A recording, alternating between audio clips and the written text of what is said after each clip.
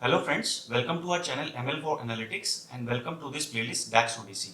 Friends, if you have not subscribed to our channel yet, please subscribe to our channel for latest videos on Power BI, DAX and Business Intelligence. Now let's start with the video with the topic filter context and row context together in action.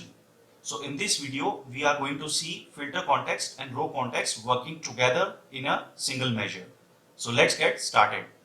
So friends, I have opened the Power BI desktop now, and now as you can see on your screens that there are two visuals in the screen. One is a slicer and one is a table visual in which I have shown the three columns. So let's start with what is the scenario and what we are trying to do here. So in this scenario, as I mentioned, that we'll be seeing the filter context and the row context together in action. So let's start with the measures which I have defined. So in this particular table, as you can see, there are three columns. One is the column which exists in the dim product table, that is the class. If I just show you, I have just dragged the class column from the dim product table into this visual, and the rest two are the measures. So let's see the measures code before we begin with the demo. Okay, so this is the first measure, that is the black products which I have drawn. So you can see on the formula for this particular measure on the formula bar. What I am doing here is I am first filtering. I am using the filter command to filter the dim product table with the color black. Okay, so I have filtered, then I am counting the rows.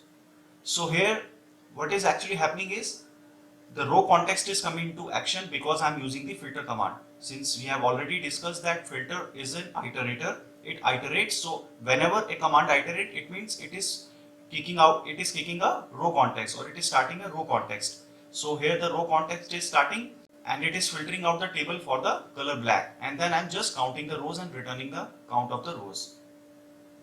Similarly, let's see the next measure, which is the all black products measure. In this, what I am doing is the command is almost the same, except the fact that I am also using all on top of this particular dim product table before I am filtering it. So what all will do, as we have already discussed, that all commands ignores all the filters that are within the visual or anywhere in the report.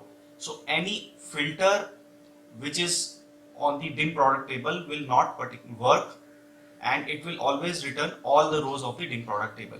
Okay, and then we are counting the number of rows. Now let's see these measures in action. So as you can see on your screens, this particular visual, so I have dragged black products and all black products with the class. Now coming to the first one, we are seeing that every class has the different number of black products.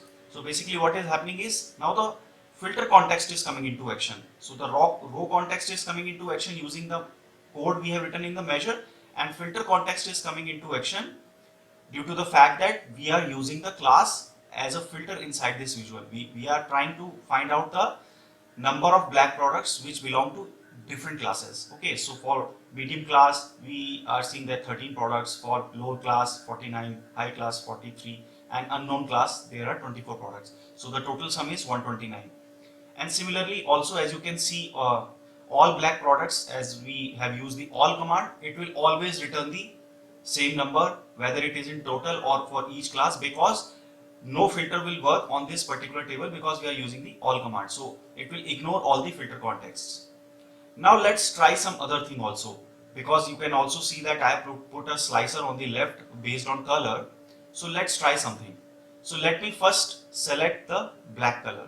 So as you can see, since I am already filtering out the black products itself in the measures, in both the measures, so selecting the black color, what it will do, it will filter the dim product table first based on the black color, and then the measure will be calculated. Now since I have already selected the black color which I am also using in the measure, so it will always return the same number of rows, because we are filtering out the black color only in both the places.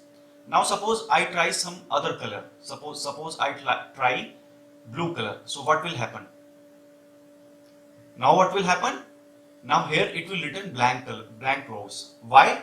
Because now what is happening is I have placed a filter. So I added a new filter in the total filter context. So in the whole filter context, I have added one more filter. So now if we see the code of the black products, what is actually happening is, now see, this dim product table, you always remember that the first, it will start with the filter command and it will first evaluate this dim product table in the original filter context. Now what is the original filter context? The outer filter context. So we have selected the blue color. Now it will first filter the dim product table based on the blue color. So it will return all the rows which are inside the dim product table based on blue color. Then the filter command will do its job. It will try to filter all the rows inside the dim product table which belong to the black color. Now friends, we have already filtered the table in the blue color. How can there be a black color? So it will return 0 rows, and that's why blank rows, or you can say 0 rows. So that's why when we are doing the count rows, we are getting 0 or the blank count, okay, so for each class. So in this way it is working. Now why the all black products was not affected? Due to the same reason that we are using the all command, so it will always return all the rows. So that's why there was no effect on the count of the all black products measure.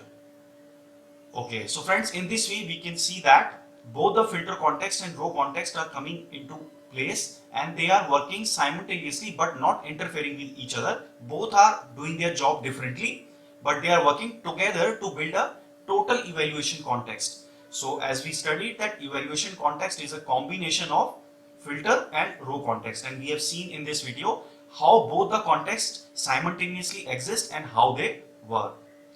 Okay, so friends, with this we come to the end of this video. If you have any questions related to the working of filter context or row context, please post your questions on the comment section, and also do provide your feedback. We will definitely answer your questions. We will see you in the next video. Take care and goodbye.